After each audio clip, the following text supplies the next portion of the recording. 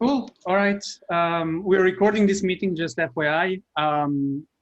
We want to share some findings. When I say we, I mean Andrew wants to share some findings in the work he did as part of our OKR to investigate or do a gap analysis of the Jupyter Notebook integration. And Andrew wrote up a lot of items in the document. So yeah, maybe we can approach it from the angle of, Victor, if you have any questions, we can start with that. Or otherwise, Andrew might share some details from his side. Yeah, I would have a few questions. I read the docs and it was amazing. Thank you. Really appreciated that. The question is that right now, I'm looking at the data we have around Jupyter Notebook usage, and I'm thinking really hard about deprecating it because there are not many users. And when I took over the configure group, I had a look, had some minor discussions, totally minor discussions around it. My gut feeling was that it's not really production ready. And Andrew, your description just kind of was a very, very strong argument that it is not production ready as it is. So the question is that I have, and I would like you to elaborate around this as well, is do you use Jupyter anywhere in GitLab? Do you know about use cases inside GitLab where it's being used actively? And the other... No, yeah, sorry, I thought the answer to that is no. Okay. The other topic is that Jackie Porter, I don't know exactly what's her family name, is Jackie is looking into the use of runbooks from a release orchestration point of view. And she's thinking about moving forward towards incident management and having tooling around Jupyter in that case. And she asked me to record this meeting as well, but Maureen was faster than that. So if you, that's why the topic is totally relevant for us, but it's not, I think it's not really about the current approach, how we do GitLab manage Jupyter, but how it should be done. And I think we are totally fine to totally forget about the current GitLab managed Jupyter. Yeah, I mean, my points were, I kind of mentioned the stuff about the way that we do Jupyter Notebooks and what I think is important from an operational point of view, which is more like the observability and gathering data rather than sort of executing sort of set commands, because like that's not where operations is going. If you need set canned commands, then automate it. But I kind of really wanted to more focus on the other part, which was about the way that we are doing these integrations with Helm. But I don't know, is that your sort of field of expertise? Is that something that you're looking at, Victor? Definitely. Okay. Yes. Like I just had a call right now that I got off before this call, and I was talking to one of the SREs, and they were describing that they're working on setting up our distributed tracing at the moment. And before they can do that, the first thing that they need to do is they need to set up a repository, then they need to set up Tanker, then they need to set up CI jobs, they need to get the authentication going, they need to get the Tanker to deploy to there. And the next project that we do, we'll be doing the same thing. And I've set up a bunch of stuff and I'm doing the same thing. And that's just Tanker. And you can say the same thing about Helm, and you can say the same thing about even Terraform. Like, if I want to set up a Terraform repository that maintains some state, I'm going to need to kind of configure all this stuff. And so to me, like what I wanted to kind of talk about was that applications page and like how we could kind of make that more DevOpsy and like bring in like reviews and then kind of running that through CI rather than directly. You know, one of the things I was thinking about is, imagine if that applications page, someone went on there and accidentally sort of clicked, you know, a remove button, and your application just disappears, and, you know, people will be like, where's it gone? Where's the change control around that? And so to me, the way that we've done that through a UI, it looks really good, but it doesn't have like a lot of kind of DevOps chops, if you want to put it at that. It's very much like the opposite of DevOps in a way. Yeah, totally agree. And I would basically just ask you to continue. Just to give you some more background on this, we run, when I took over the team, we totally changed our directions. The original direction around Kubernetes integration was to make it very easy to get going. When all of this started, there basically nobody knew Kubernetes and everybody was interested in it. So people just wanted to get an easy going, and what we have serves that purpose. On the other hand, we hear by many users and us inside GitLab as well that this is just not production ready. This is not ready for expert usage. This is not ready for serious Kubernetes usage. And we decided to change our focus towards, let's say, more expert users, actually expert users. That's why we have the agent as well, which is configured by code 100%, runs through code, the GitLab Kubernetes agent that we just shipped. And this is the direction we want to take. So what is that? I haven't been involved in that. Could you just explain what that is very briefly? Sure. I guess you might know about Flux CD or Argo CD, that are pool-based deployment tools. And basically, one thing we said, a big limitation with the current GitLab integration is that you need cluster admin rights, open up your cluster towards GitLab, etc. Yeah. This no serious cluster can allow this. So we decided that we want an agent, an active something that sits inside the cluster and reaches out to GitLab to do its job.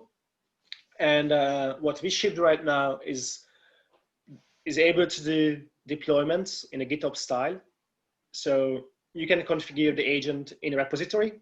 You tell to the agent that you will get the token from GitLab to authenticate with the agent. The token knows which project the agent configuration resides in. The agent grabs its own configuration and asks GitLab that, please give me this project. I want to deploy it. And the project is expected to have Kubernetes manifest files in it that are being deployed. And it's just manifests at the moment. You don't sort of support. Yeah, we don't support Helm and stuff like that. Or anything else. Yeah. Okay. Yeah, but currently it's just manifest. Yeah. Okay. And it's configured totally through code. So even the agent is configured in code. If you want to change what is going to be deployed into that cluster, you have to do that in code. Okay. So we are totally open to all of your comments around GitLab Managed Devs, because we are actually we're thinking a lot, what could we improve there and what GitLab Managed should look like. We are as well open to ideas like, do we want to add support to Helm or Helm files with the agent, or just having manifests is enough? So there are loads of questions we have right now. I'm quite biased. I'm not a huge Helm fan, so I'm quite biased, but so maybe get a wider opinion than just mine. To find a single Helm fan. So you're not going to be able to find that. The problem is it is widely used, right? So whether or not people like it, it is widely used, and so that's the thing you've got to keep in mind. Exactly. What we are thinking about is that I already looked at actually quite a few Helm files if they used hooks, because that's the feature that manifest files won't give you. Yeah. But unfortunately they do. So Right, but it really depends. You won't see every single. Helm hooks have their own problems. So for example, for GitLab, we are not using that many, if at all, if we are using Helm hooks.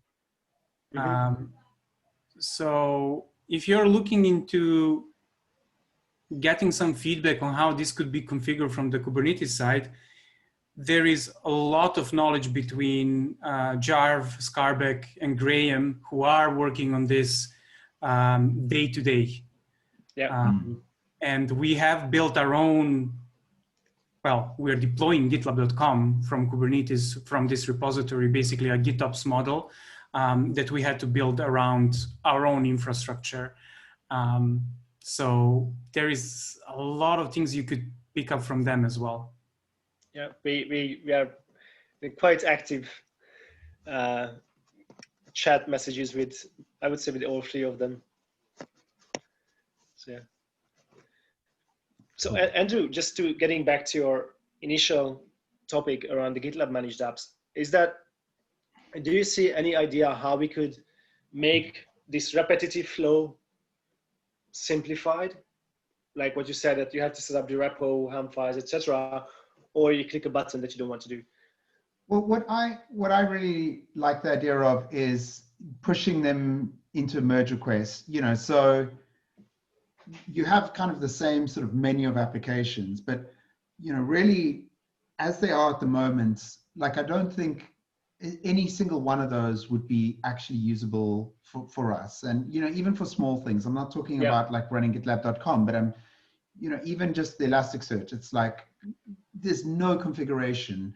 And obviously you could start adding like hundreds of checkboxes, but then you're just trying to keep up with, you know, another API, yeah, and just you know, having DevOps and merge requests and stuff. So I was imagining sort of a like that page, but instead of it being like the menu that it is at the moment, it's kind of like you click it and it sends a merge request, or I don't know, maybe we don't really do anything in that way at the moment, but it's an idea. It's something to consider as an approach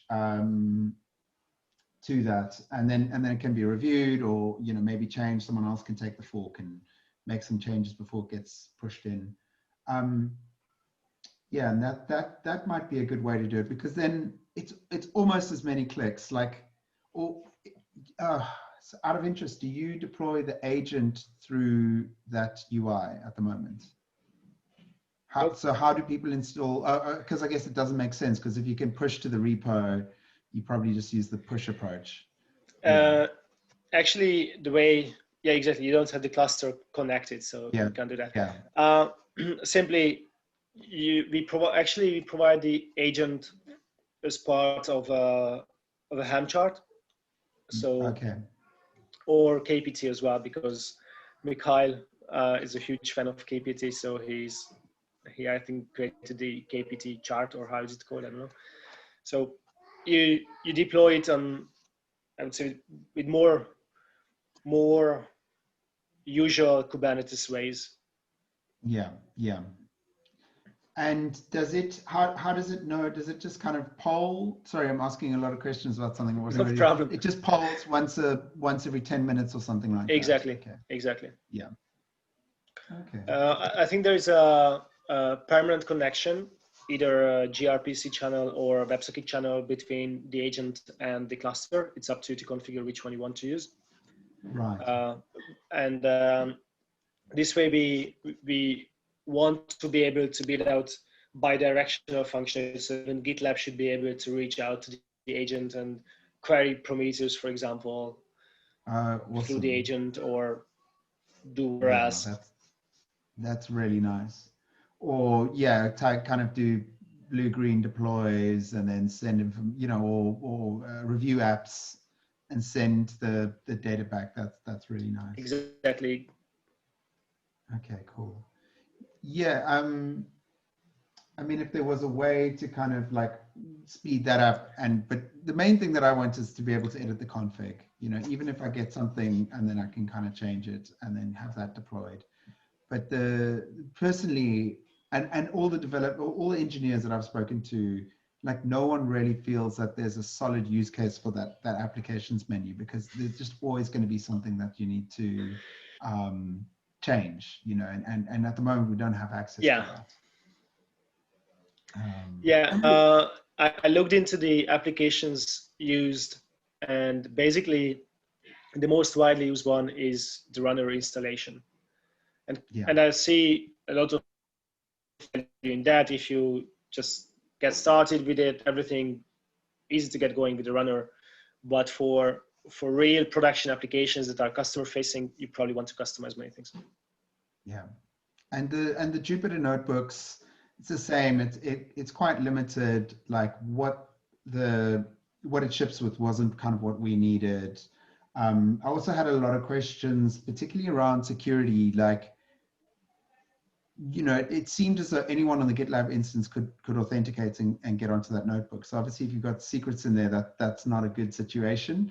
And the logging and everything else. Like, obviously, if you just kind of doing pandas and loading up CSV files and making graphs, it's not that bad. But if you actually using it in an operational way to do deployments or anything like that, it's you know, the security's really got to be up there. And there wasn't anything in the documentation about like what the security model was or anything like that.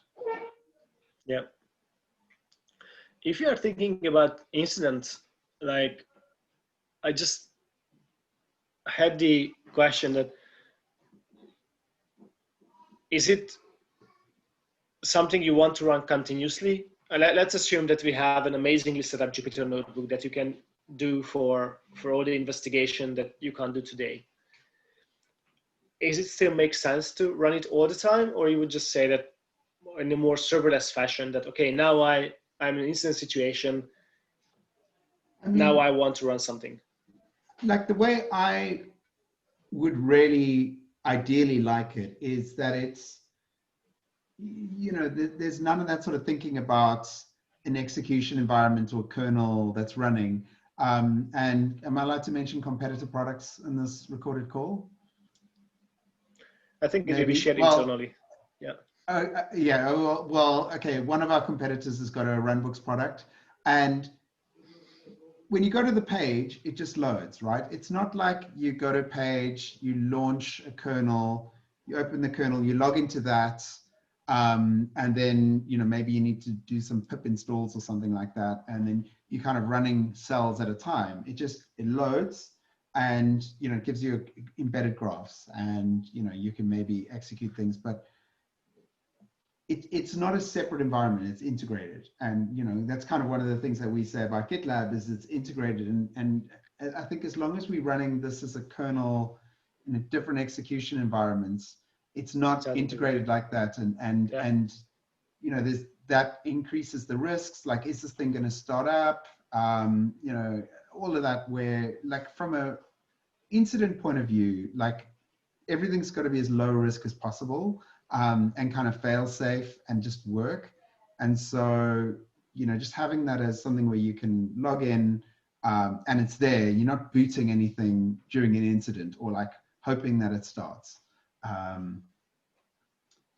So if I was to kind of imagine a runbook notebook product, how I would really like it, it would be like in the left menu, you choose your notebooks, you select a runbook or notebook, whatever you want to call it, and it's there. It's not like launching another site and requiring a new login or anything like that. It's just there.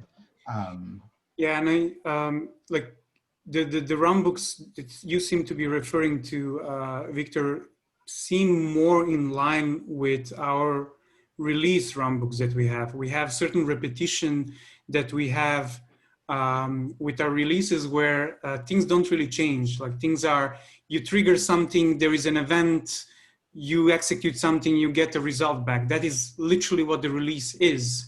A flow of things that someone needs to go and click. So in that case, something like you're mentioning makes more sense, but I'm with Andrew on this one. In incidents, you have way more variance. So you have to type things, you need to figure things out. And in order to do that, yeah, if we approach it as a separate environment, everything that Andrew just said makes it difficult to use, if possible even.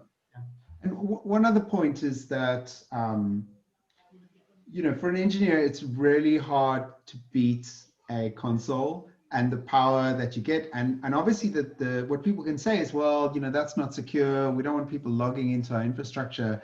And that's a valid argument. But that argument also then applies to Python notebook, where people could be changing the code, you know, unless it was read-only or locked down in some way like that, which it's not at the moment. But, you know, all the things that count against terminal access would also count against that, where people are running, you know, executing arbitrarily to some degree. So, yeah, it kind of feels like, yeah, it didn't, for incidents, it doesn't feel like quite the right sort of solution. Yep.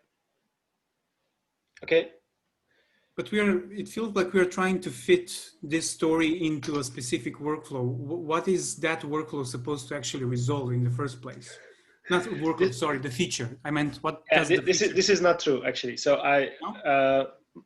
this might have been true before I took over the configure group, but I definitely don't want to fit any feature to any imagined workflow. I prefer to approach product development from the user's point of view and look at the use cases and workflows that exist, and that we might be able to improve upon them, but definitely not. We don't want to define a new workflow that you have to follow. But then I don't understand, Victor, why is there a separation between release orchestration and runbooks? Why is that separate between your and Jackie's team? Yeah, the reason for this is relatively logical in a sense, is that Jackie is responsible for release management. And she approached runbooks and the whole topic from the release point of view. And at the very beginning, there were discussions that she will take over the whole product category around runbooks because of Jupyter and all the automation around that. But the product leadership agreed that the category should stay with configure, and she will work on it from the release point of view. If you would look at the direction page updates, in the past 3 months, she updated the direction pages only because the configure group actually doesn't work on runbooks. As I told you, I would rather deprecate these features than do other things, because I just have the feeling that we have to start from scratch. We have to really understand users' needs, like Andrew, what you are describing here. So that's why she's working parallel with the configure group from the release point of view. And slowly she's getting to a point where, if I understand her right, where having Jupyter support somewhere behind GitLab might be useful for her.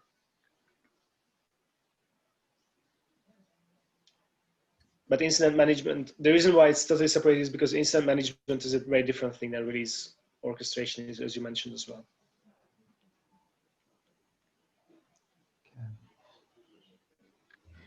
Okay, have a lot of thoughts about that, but I don't think we have much time. If you can summarize them quickly, I'm interested. I think we should have a separate conversation about that. Victor, did you get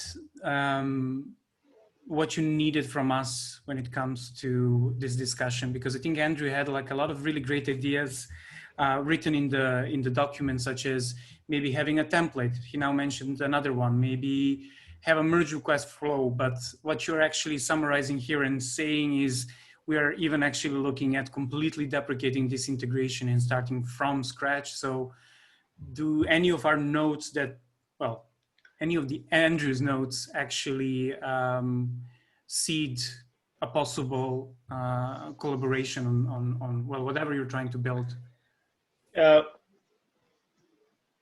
Yes, but a no for your last question. So even if we would start from scratch, yeah, Andrew's notes are super valuable for that, because we have a very well detailed use case, etc. And the no only goes to the point, if you would like to use our features in the foreseeable future, we don't have plans to develop them. That's why it's a no. Okay, so we have plans on developing. Yeah, exactly. Okay. We have plans on developing features that we discussed here with Andrew that are more merge request oriented, Kubernetes integrations, etc., etc. And I truly hope and believe that you will prefer to use GitLab managed apps in its next iteration than what you are deploying today. But whether we will have Jupyter there or not, that's a different question. So I'll just pull back one sentence, and you say that next iteration of GitLab managed apps. Does that mean that everything that is on that page right now is getting ready for some level of deprecation or redo? No, definitely not. Definitely not.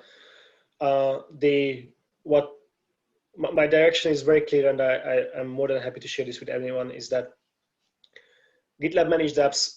With GitLab managed apps, I want to support other GitLab features as much as possible. For example, there's the runner.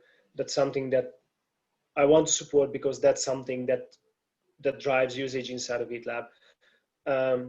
We are still figuring out what is needed around auto DevOps, but we want to allow that to. We might be able to provide some kind of Prometheus. We see quite low number of usage there. So, and I would expect that most of our users bring their own Prometheus instead of using ours because it's not so you can customizable and so on. Yes, yeah. But I still think that these applications will remain, even though the developer experience around installing them, etc., will change a lot. But runners will stay for sure. Okay.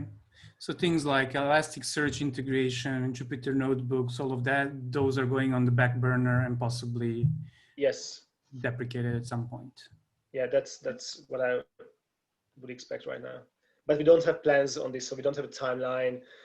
We just shipped the agent. We are still figuring out the future of GitLab managed apps.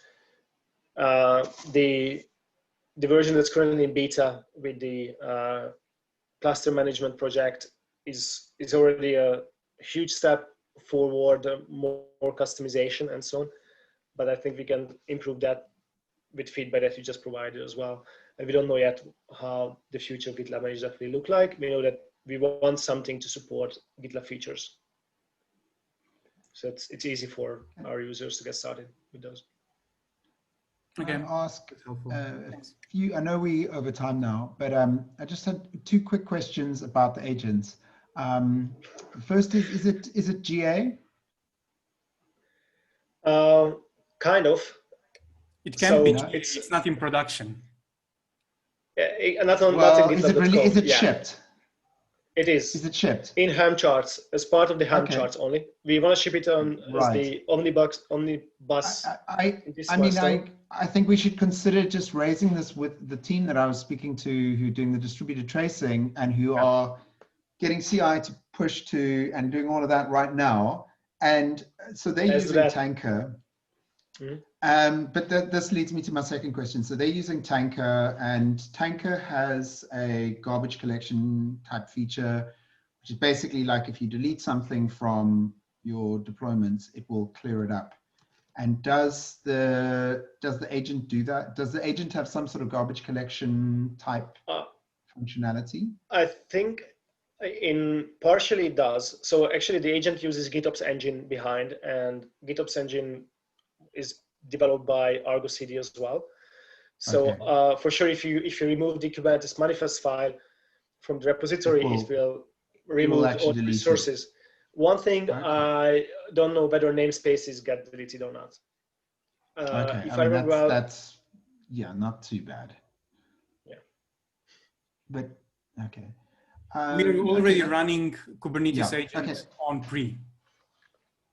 So theoretically, Maren, this is a separate cluster as well. I mean, we're not even running it on the, this is like a Jaeger cluster as far as I know. I see. That they're running this in. So we could just get them to try that out. I'll be more than happy to do that. Just ping us in the sconfigure, ask Graham how to reach it. We are actually working with him, I would say, on a daily basis now on rolling this out to prep prod. Awesome. Yeah, cool. Sounds great. Victor, thank you so much for your time, and thanks everyone else as well for participating. I think you have a lot to talk about, so for sure you should set up a next call to chat about these things. More than happy to. Thank you. Thanks for Thanks. organizing this. Bye. Bye.